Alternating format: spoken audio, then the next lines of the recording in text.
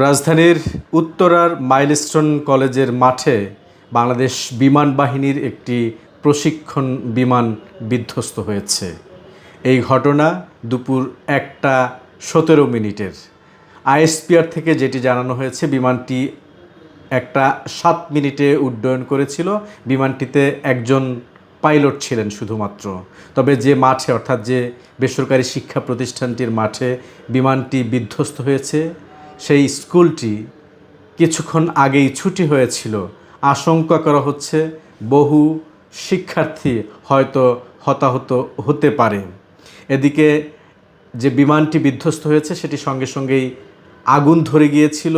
এই মুহূর্তে শেষ খবর পাওয়া পর্যন্ত ফায়ার সার্ভিসের 8টি ইউনিট কাজ করছে, পাশাপাশি সশস্ত্র বাহিনী সেই আগুন নিয়ন্ত্রণে এবং দুর্ঘটনা কবলিত যে বিমানটি রয়েছে সেটি উদ্ধারে কাজ চালিয়ে যাচ্ছে।